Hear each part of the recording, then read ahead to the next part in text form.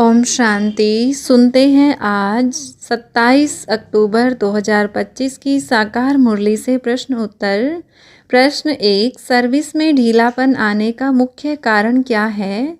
उत्तर, जब देह अभिमान के कारण एक दूसरे की खामियां देखने लगते हैं तब सर्विस में ढीलापन आ जाता है।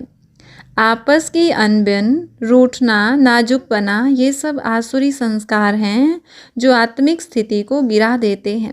प्रश्न 2, नाजुकपना क्या कहलाता है और इससे क्यों बचना चाहिए? उत्तर, मैं यहाँ नहीं रह सकता, यह व्यक्ति ऐसा है, ऐसा सोचना या बोलना नाजुकपना है। यह देह अभिमान का चिन्ह है। इससे आत्मा की शक्ति घटती है और सेवा का जोश खत्म हो जाता है। प्रश्न 3, बाप बच्चों को कौन सी पहली शिक्षा देते हैं? उत्तर, पहली शिक्षा यह है कि मैं आत्मा हूँ, यह शरीर मेरा वस्त्र है। देह अभिमान छोड़ देही अभिमानी बनो, तभी बाप को याद कर सकेंगे। प्रश्न 4, देह अभिमान के क्या क्या परिणाम होते हैं? उत्तर, देह अभिमान से क्रोध, नाजुकपना, खामियां देखना, अनबन और रूठने जैसी कमजोरियां आती हैं। इससे आत्मा की शक्ति घटती है और बाप की याद में रुकावट आती है। प्रश्न 5, बाप क्यों कहते हैं तुम रूहानी मिलिट्री हो? उत्तर, क्योंकि बाप के बच्चे आदेश पालक, अनुशासित और सेवा में सदा तत्पर होने चाहिए। जैसे मिलिट्री को ऑर्डर मिलते ही हाजिर होना पड़ता है, वैसे ही रूहानी बच्चों को भी बाबा के हर हुक्म पर जी बाबा कहना चाहिए। प्रश्न 6, देह अभिमान कैसे तोड़ें और देही अभिमानी कैसे बने? उत्तर, बार बार स्मृति में लाओ कि मैं आत्मा हूँ, यह शरीर सिर्फ साधन है।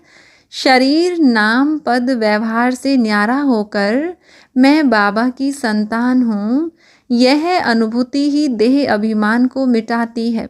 प्रश्न 7, कौन सी बातें मुख से नहीं निकलनी चाहिए? उत्तर, किसी के प्रति अपशब्द, गुस्से के शब्द या शिकायतें, ये कांटे हैं। बाबा कहते हैं मुख से सदा फूल निकालो, कांटा नहीं।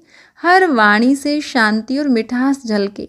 प्रश्न 8, बाबा बच्चों से क्रोध के विषय में क्या कहते हैं? उत्तर, बाबा कहते हैं क्रोध नहीं करना है, चाहे परिस्थिति कैसी भी हो।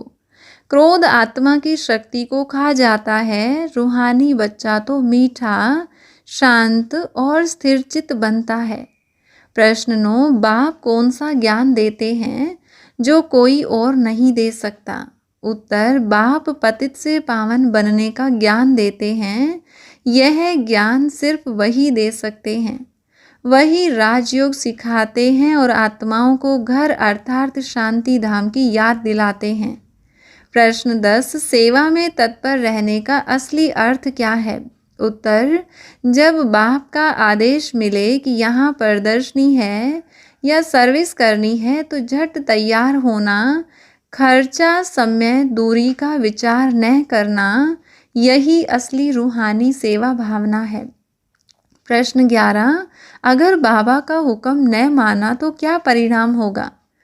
उत्तर, जो बच्चे श्रीमत पर नहीं चलते वह नाफरमान बरदार कहलाते हैं। बाबा कहते हैं हुक्म न मानने से चकनाचूर हो जाओगे, 21 जन्मों की राजाई में कमी पड़ जाएगी। प्रश्न 12, मुरली सुनने या पढ़ने का क्या महत्व है? उत्तर, मुरली रोज सुनना या पढ़ना आत्मा के लिए भोजन समान है। जो मुरली नहीं सुनते वे एब्सेंट कहलाते हैं। मुरली आत्मा को बाप की याद में सशक्त रखती है। प्रश्न 13, महारथी ब्राह्मणी किसे कहा जाता है? उत्तर, जो सेवा में हर समय तत्पर हो, अपने समान औरों को तैयार करे, सेंटर संभाल सके, वही महारथी ब्राह्मणी कहलाती है। बाकी सब प्यादे या घोड़े सवार हैं। प्रश्न 14, कौन सा देश सबसे पहले स्वर्ग बनता है और क्यों? उत्तर, भारत ही सबसे पहले स्वर्ग बनता है क्योंकि स्वयं परमपिता शिव भारत में अवतरित होकर आत्माओं को पतित से पावन बनाते हैं। इसलिए भारत को विश्व की नाभि कहा गया है। प्रश्न 15, कौन सी स्थिति को महावीर स्थिति कहा गया है? उत्तर, जब आत्मा हर परिस्थिति में संतुष्ट और सुखी रहती है, चाहे बाहरी घटना दुख की ही क्यों न हो, तब वह महावीर कहलाती है। ऐसी आत्मा कुछ भी नया नहीं समझ सदा एकरस रहती है। प्रश्न 16, दैवी स्वरूप सदा स्मृति में रहे, इसका अर्थ क्या है? उत्तर, जब आत्मा अपने दैवी स्वरूप शांति, प्रेम, शक्ति और पवित्रता को सदा याद रखती है, तब किसी की भी व्यर्थ दृष्टि या नकारात्मक प्रभाव उस पर नहीं पड़ सकता। यही सच्ची सुरक्षा है। हर रोज़ की मुरली से प्रश्नोत्तर सुनने के लिए चैनल को सब्सक्राइब करें और बेल आइकन जरूर दबाएं। वीडियो को दूसरे भाई बहनों के साथ शेयर जरूर करें। ओम शांति।